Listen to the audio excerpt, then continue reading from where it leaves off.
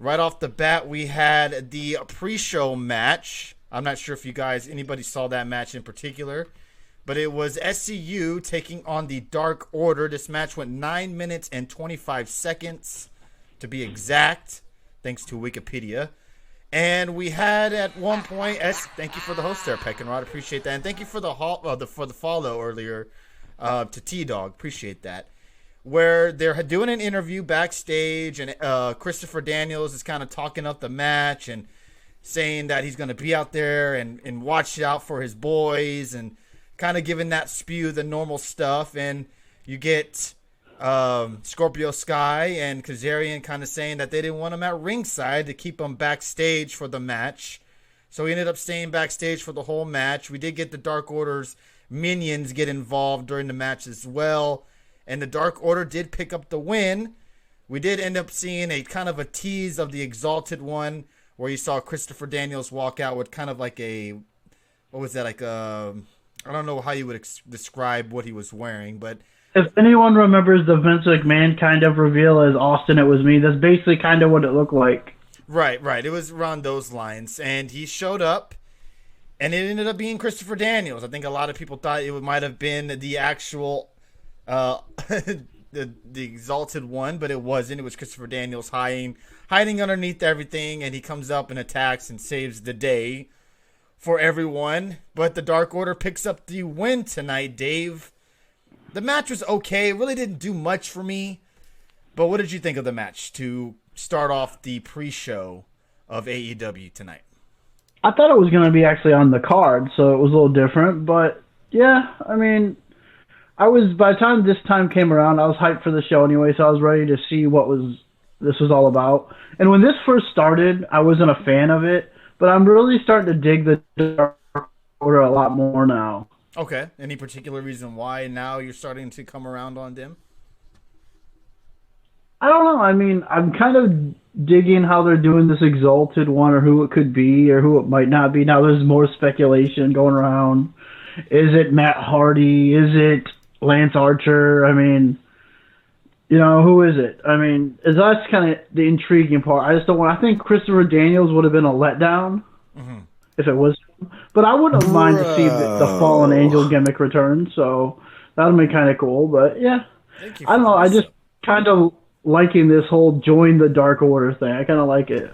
Yeah. After the videos, I think are really what did it for me. I think you even mentioned you kind of dig their videos, not so much their matches, but yeah, I think the videos have really kind of sold this over more, which they should have, like we said before, they should have started with these videos before they introduced them. Right, and I'm still on that, where I still enjoy their videos more than their actual matches. I'm still on that. Who's the other guy that's with Ono? Who's that? What's the guy?